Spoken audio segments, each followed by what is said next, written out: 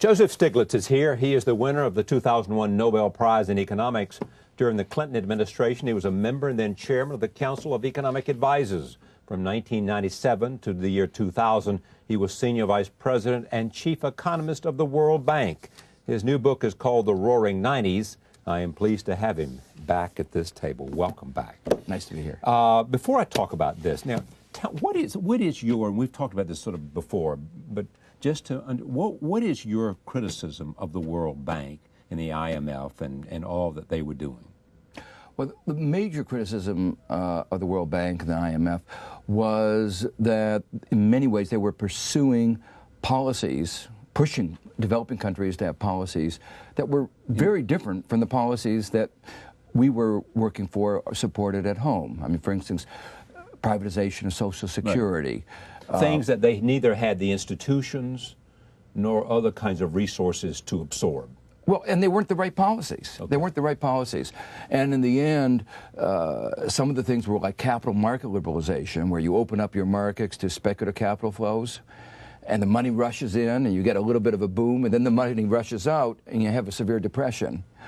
That's the kind of policy that they pushed that the countries were not ready for. We can have that kind of open capital market without that danger. But is it primarily what we call third world countries that we're talking about here? We're not talking about Russia, or we're not talking about... Well, I actually had a severe criticism of what they did in Russia. The argument there was that we used shock therapy to get them from moving from communism to a market economy, and that was likely to fail, and it failed. What did Jeffrey Sachs have to do with that? Well, he was one of a school of thought who advocated shock therapy.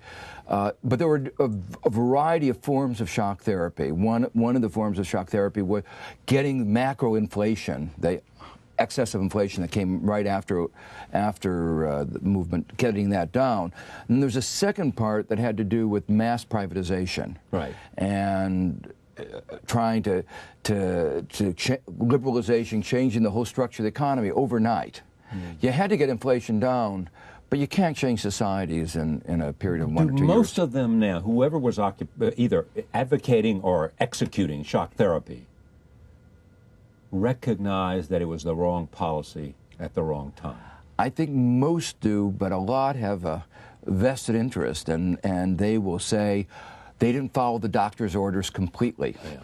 You know, it was sort of like the Middle Ages, where you were letting blood out of somebody, I know. and you stopped while he still had some blood left. It reminds me of communists who say there was nothing wrong with the ideology, we just didn't do it well. That's right. It's always implementation. Yes. All right, let me turn from that. We'll maybe come back to the Roaring '90s.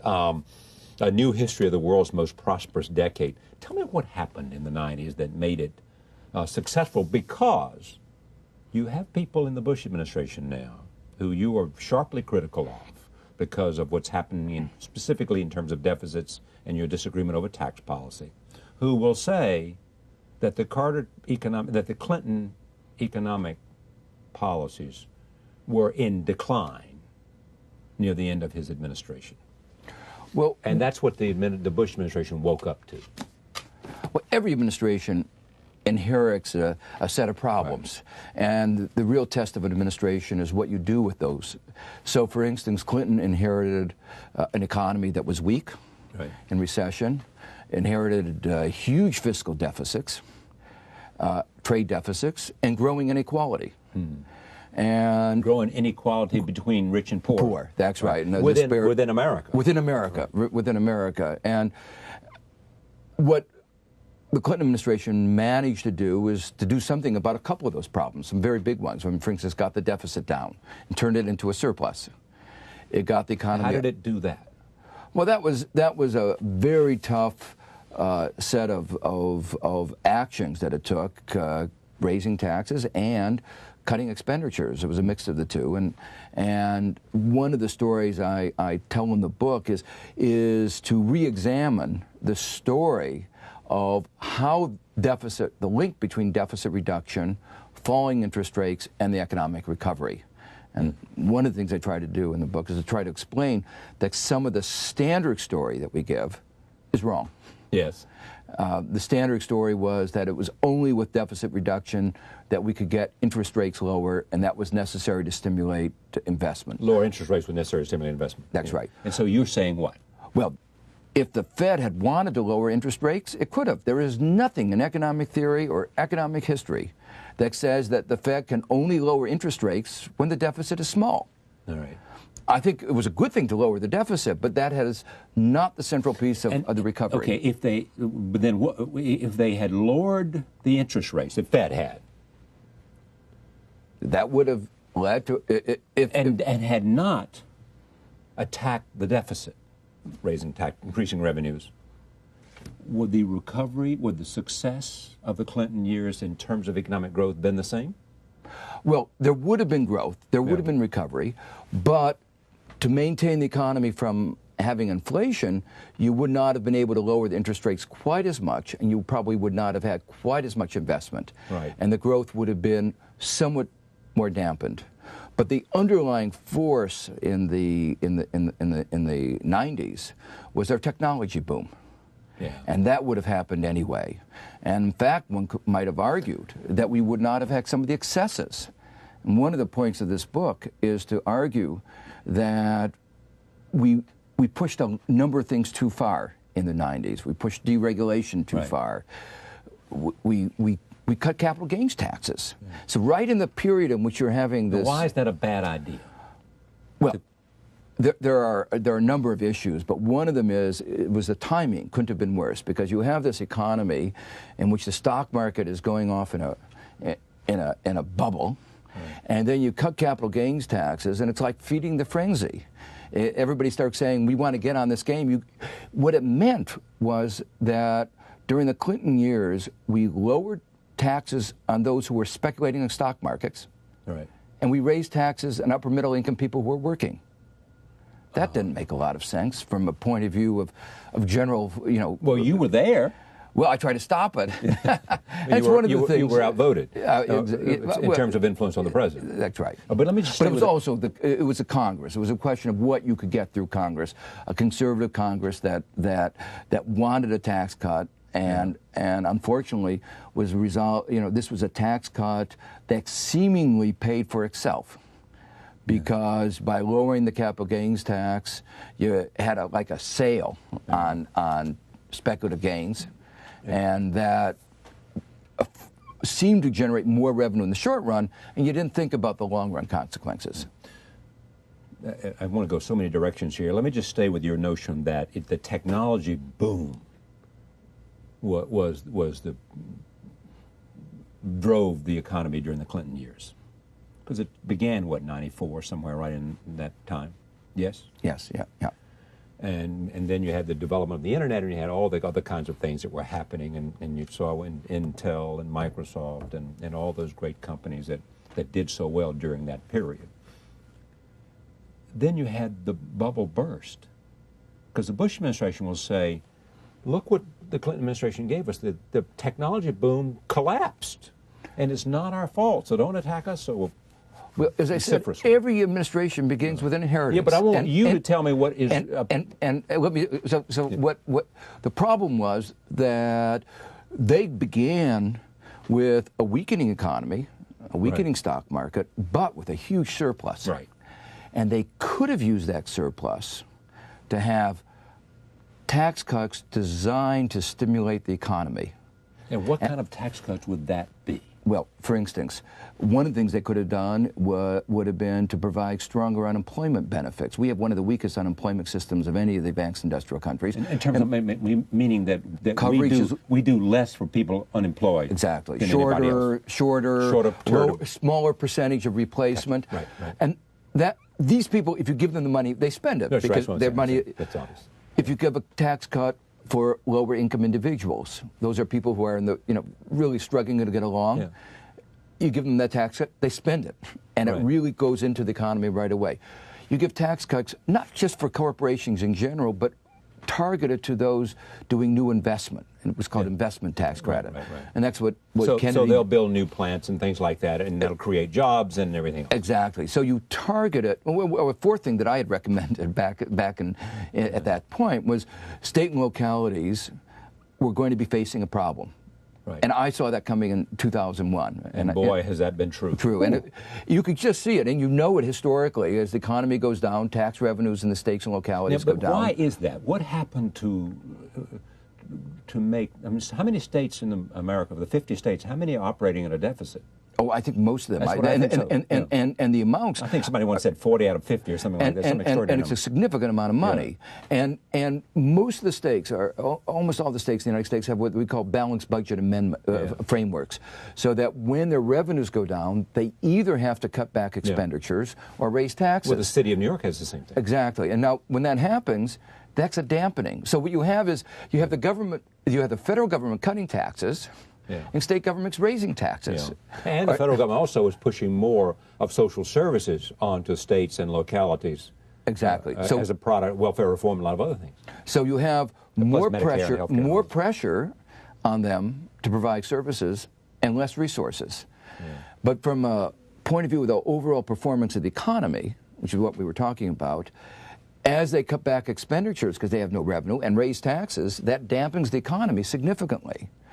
So had they done those four things that I just described, the Bush administration, if the Bush administration, when they came in and they had all this surplus, if they had chosen different policies, the economy would have recovered, and we would be much stronger now. We've lost 2.7 million jobs. You know, it's sort of. Yeah. Ironic. Unemployment's up at about 6 or 7%. That's right, and remember, we have to create about 1 million jobs a year for the new entrants in the labor force. Yeah. So we're not creating the jobs for the new people coming in. My students are all having trouble finding jobs. Right.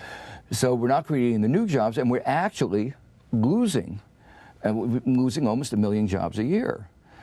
It's the worst job performance in many ways since the Great Depression, since Herbert Hoover.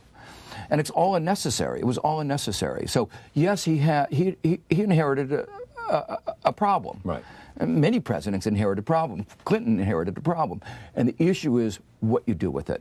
All right. And so just for what else should we say about the roaring? And before we talk about the future, what else should we say about the 90s? I mean, you've got a whole book here. Yeah. Well, I think there are two other themes that we did sow some of the seeds of the destruction while we were in there. For instance, we being the Clinton administration. The Clinton administration. I mean, I think one has to look at what you do so you can learn the lessons, so the next time you don't repeat them. And we had some intense battles over these issues, like accounting. Right. We recognized we had a debate in '93, '94 about CEO.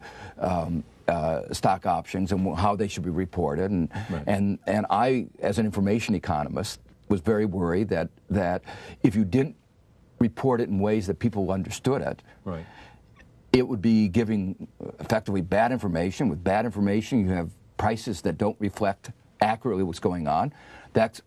Prices are important because they make the market work. They give the signal for investment, and then you have misallocation of investment. And then you have what we had in the 90s. So you have huge amounts of resources effectively wasted. So we had an opportunity, we had a debate, and yet some of the special interests, the financial interests, said if we report that information, the stock prices will go down.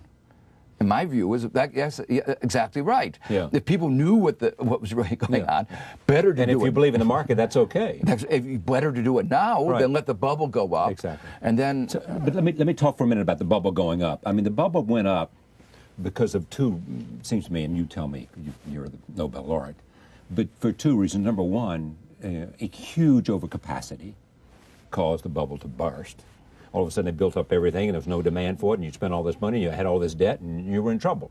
Secondly, because there was no reality, as you were pointing, in terms of basic law of supply and demand, and the basic law of you've got to be earning money in order to stay in business. When they weren't having any earnings, they were just living off of money that people had given them in IPOs, and once that ran out, they had nowhere to go because they didn't have a revenue stream that would keep them alive. Yeah, and one of my main themes here is how the market economy conveys information, how the information that you need to make sure you don't get these imbalances that you describe get out there. And the problem is that we have normally a set of checks and balances, and for a variety of reasons that I described, those got out of line. So the accountants are supposed to be one of the mechanisms to make sure that you get accurate information. Yeah.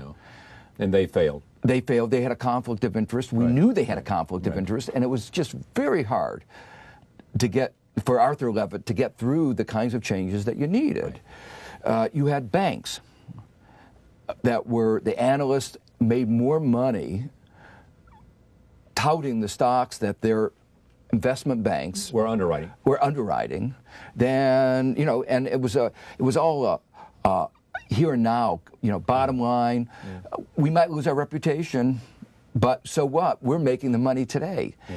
And it was extraordinary. It was extraordinary. When you look at the email of some of the correspondence that went on, they knew what they were doing. That they were touting stuff that was no good.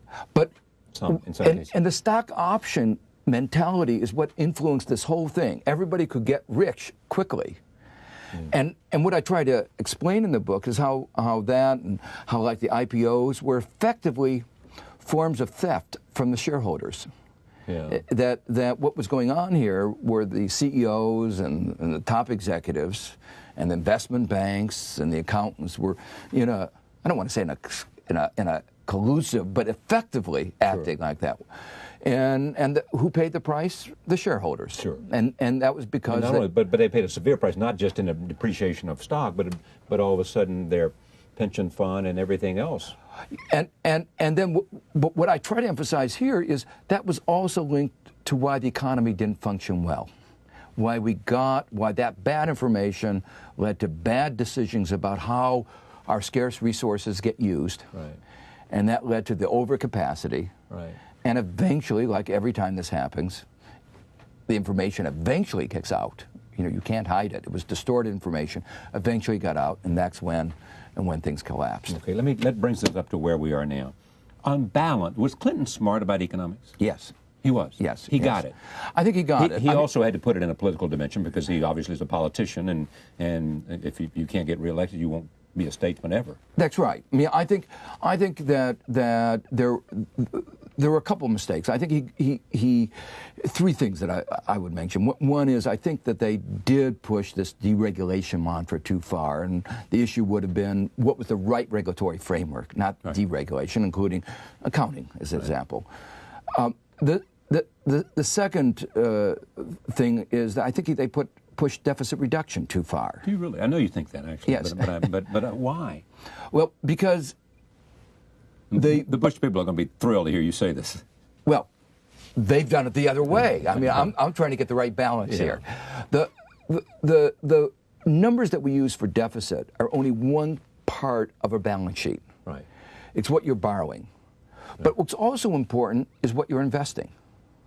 Any firm will find it perfectly reasonable to borrow if it's investing and if it's using the funds wisely. So the problem was that we were so focused on deficit reduction that we didn't invest, for instance, enough in science and technology. Here, I would have thought Clinton would have gotten that. I mean, that was something. He got that, but his political agenda that you mentioned, trying to get it through a Republican Congress, especially after '94, tied his hands. So this is not a faulting of. It was the political context that everybody was focusing on the time on deficit reduction. Okay, but in saying that, you are in fact saying, just make sure we understand this. I mean that for all those people who say deficits per se are an awful thing, you are stepping forward and saying not necessary. It depends on how you spend the money. A lot of people borrow money and use it well and increase growth and create jobs and do a whole lot of other things. And in fact, if we underinvest in R&D, we're not going to, our strength came, as I said, in the 90s from technology. And most people can't live off of cash flow. I mean, most corporations. And they borrow and they invest. So the real problem is not in the 90s, we were focusing excessively on deficit reduction, and that inhibited our investment. The problem today is our deficits are caused not because we've decided we want to spend more in R&D. We've given a tax cut for some very, very well-off people. Now, help me understand that. I mean, because that's what all the Democrats are saying. The tax cuts that were passed, recommended by the Bush administration, most of them went to the wealthy? Because you've got people that are saying, you know, you've got John Kerry and I think John Edwards and some others are saying, don't roll them all back because some of them were good. Well, in the end, those for the middle class were good. In the end, in the political compromise in the Senate, right, there were these are not tax cuts that Bush proposed, but the Democrats insisted, and moderate Republicans also agreed that you couldn't have as unfair a tax cut as Bush had originally proposed. Right. His original proposal it was unbelievable. To take one provision of it, like the dividend tax cut, right. A couple 100,000 people at the top would have gotten the same benefit, those limited number, as about 100 million people at the bottom. Mm-hmm. We've never had a tax cut that is that unfair. But so what happened is that to get it through Congress, there was a compromise. Yeah. And to get Democrat votes, they had to... And some moderate Republicans, because some moderate Republicans agreed that this was outrageous. Right. And so you put in some provisions for middle-class tax cuts. And I think there's a sense that may be appropriate. But more than half of the tax cuts went to the very, very wealthy, who had already... More than half? More than half in what way? More than half of the... Of the total, if you look at what happens to the revenues coming into the government. Right. They've gone down. In other words, if you say, look, we're going to bring in $100 in revenue, you know, and then we reduce it. We're going to have a tax cut. We're going to reduce it. So, where are the tax savings going? Right. Who is not paying? And you're saying under the Bush proposal, 50% of it? More than that, coming from... Went to people who make more than $100,000 a year. Yeah, who are doing very... I don't know exact numbers, but who are doing very, very well. And you have to put that in context of the fact that during the 90s and the previous 2 decades, those upper-income people have done very well. And right now, the real thing is that the inequality that we finally I mentioned that from 73 to 93, inequality was increasing. We then finally started to get that turned around, and the inequality between the rich and the poor started to decrease. Right. It's increasing again. So the people who are already doing well are getting the bigger benefits. Okay.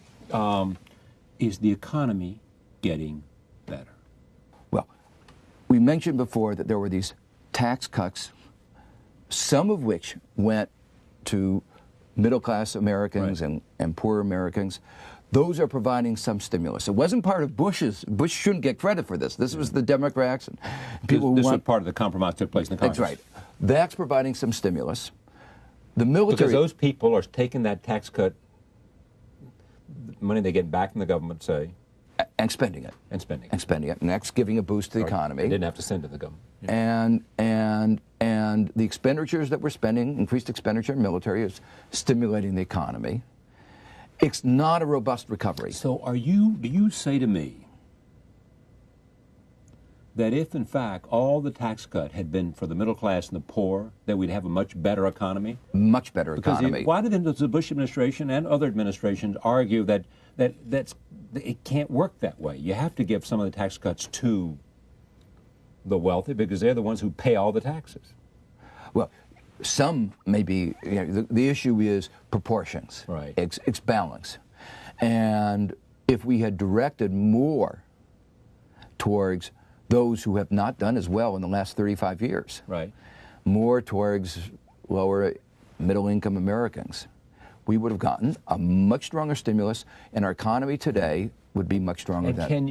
Can you argue that the rich, whoever they are, whatever the standard is for measuring, I don't know what it is, 100,000 or 150, it keeps going up because they're doing better and better.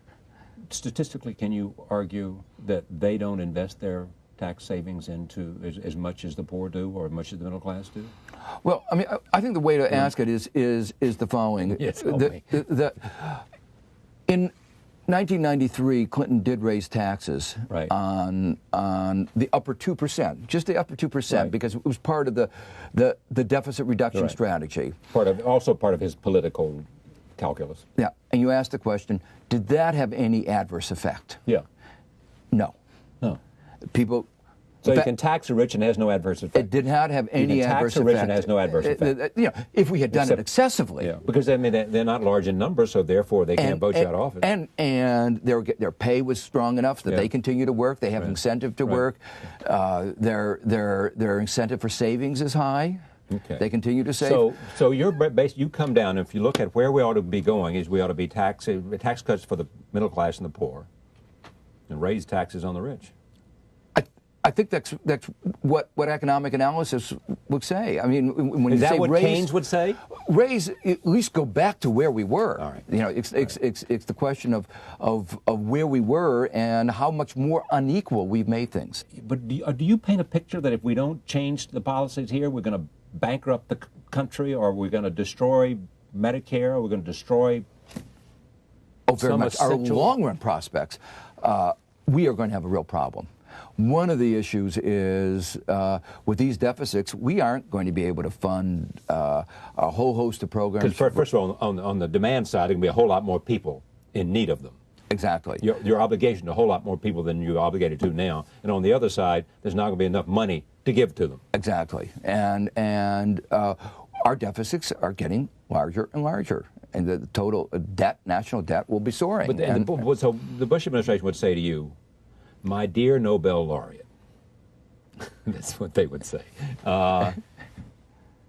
We are creating economic growth, and economic growth and a good economy will take care of these deficits. Now stop worrying.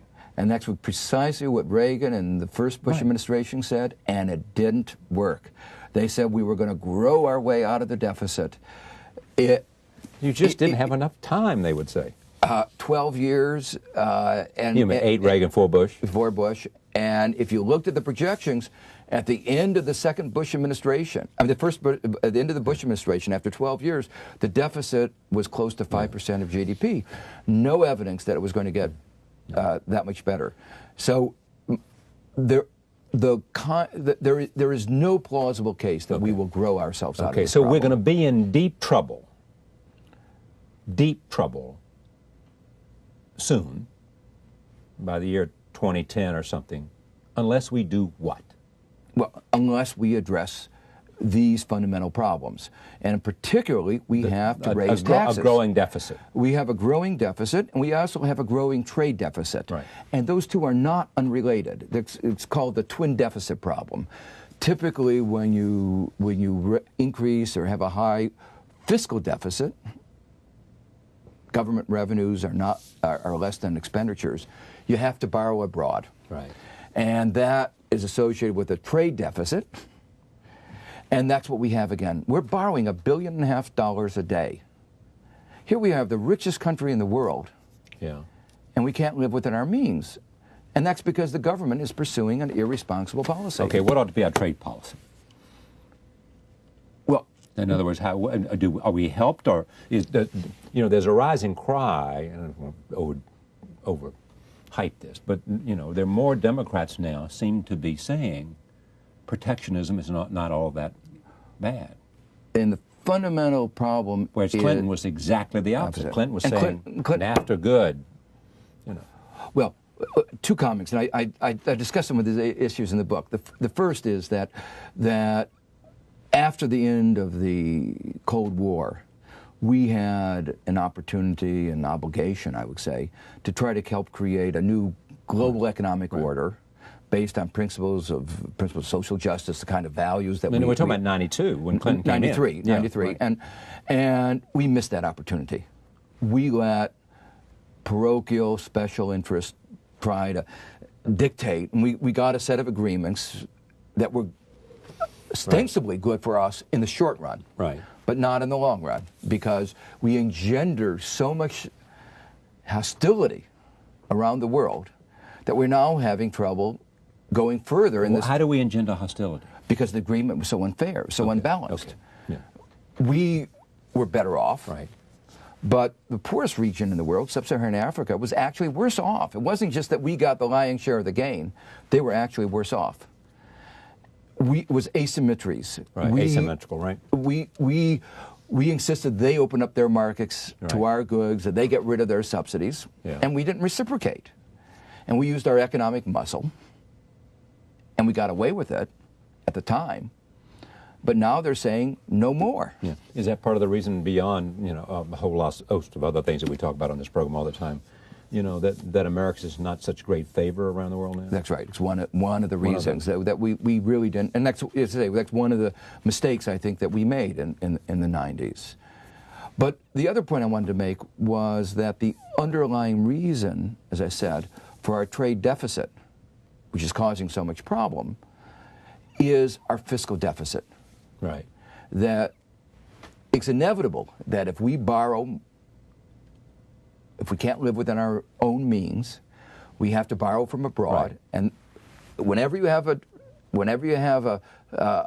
you're borrowing like that, you have a trade deficit. It's just the two are just two sides of the same coin. Okay, but I mean, I've had, and therefore, you're going to be importing more than you're exporting. Go ahead. I'm sorry. Well, no, and so don't blame the foreigners. Blame our fiscal policy. Blame the Bush administration. But is Clinton going to be happy about this book? I think he should. You think he should? I think he should, because life is difficult. He had an enormous number of constraints. He had political constraints, particularly after '94 with the Republican Congress. Well, but also, I mean, the health care plan went awry, and that hurt him. That's right. But I commented in the beginning of the book that I'm a hard grader. Yeah. So that I grade, but in the end, I grade on the curve.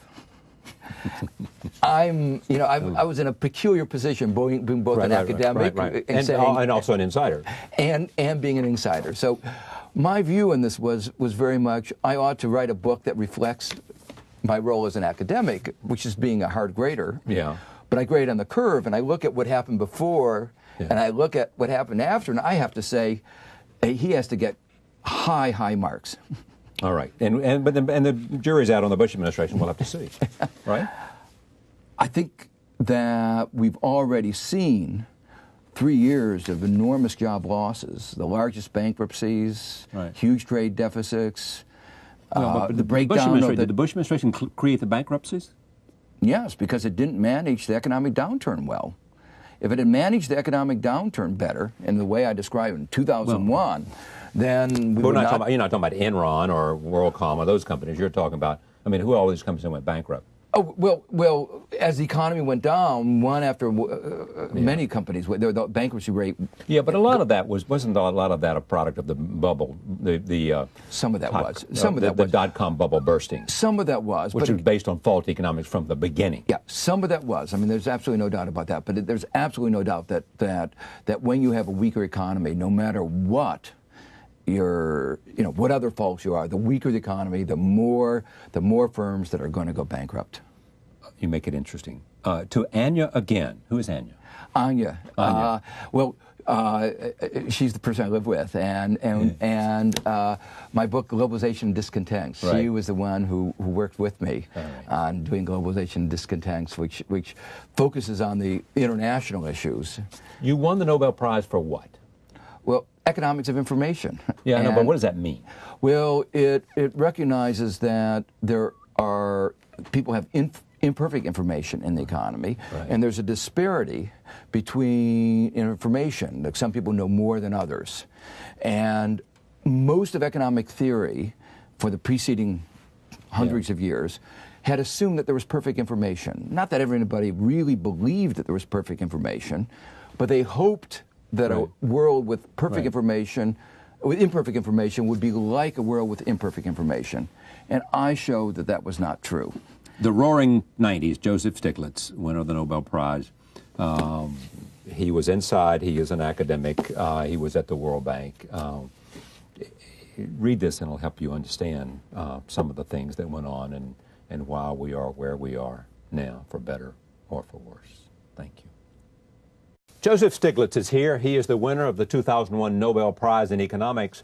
During the Clinton administration, he was a member and then chairman of the Council of Economic Advisors. From 1997 to the year 2000, he was senior vice president and chief economist of the World Bank. His new book is called The Roaring '90s. I am pleased to have him back at this table. Welcome back. Nice to be here. Before I talk about this, now, what is your, and we've talked about this sort of before, but just to, what is your criticism of the World Bank and the IMF and all that they were doing? Well, the major criticism of the World Bank and the IMF was that in many ways they were pursuing policies, pushing developing countries to have policies that were very different from the policies that we were working for or supported at home. I mean, for instance, privatization of Social Security. Right. Things that they neither had the institutions nor other kinds of resources to absorb. Well, and they weren't the right policies. Okay. They weren't the right policies. And in the end, some of the things were like capital market liberalization, where you open up your markets to speculative capital flows, and the money rushes in, and you get a little bit of a boom, and then the money rushes out, and you have a severe depression.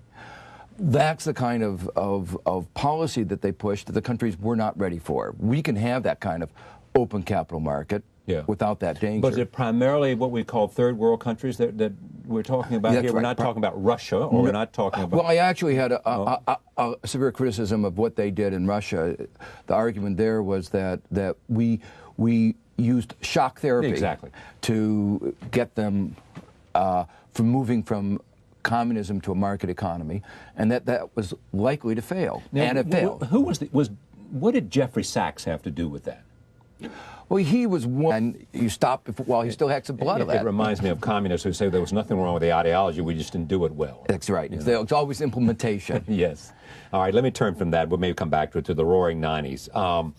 A new history of the world's most prosperous decade. Tell me what happened in the '90s that made it successful, because you have people in the Bush administration now who you are sharply critical of because of what's happening specifically in terms of deficits and your disagreement over tax policy, who will say that the Clinton economic policies were in decline near the end of his administration. Well, and that's what the Bush administration woke up to. Well, every administration inherits a set of problems, and the real test of an administration is what you do with those. So, for instance, Clinton inherited an economy that was weak, in recession, inherited huge fiscal deficits, trade deficits, and growing inequality. And growing inequality between rich and poor. Poor, that's right. And within America. Within America, within America. And what the Clinton administration managed to do was to do something about a couple of those problems, some very big ones. I mean, for instance, got the deficit down and turned it into a surplus. It got the economy... How did it do that? Well, that was a very tough set of actions that it took, raising taxes and cutting expenditures. It was a mix of the two, and one of the stories I tell in the book is to re-examine the story of how the link between deficit reduction, falling interest rates, and the economic recovery. And one of the things I try to do in the book is to try to explain that someone of a school of thought who advocated shock therapy, but there were a variety of forms of shock therapy. One of the forms of shock therapy was getting macro inflation, the excessive inflation that came right after the movement, getting that down. And there's a second part that had to do with mass privatization, and trying to liberalization, changing the whole structure of the economy overnight. You had to get inflation down, but you can't change societies in a period of 1 or 2 years. Most of them now, whoever was either advocating or executing shock therapy, recognize that it was the wrong policy at the wrong time? I think most do, but a lot have a vested interest, and they will say they didn't follow the doctor's orders completely. You know, it was sort of like the Middle Ages, where you were letting blood out of somebody. Sure, I know. And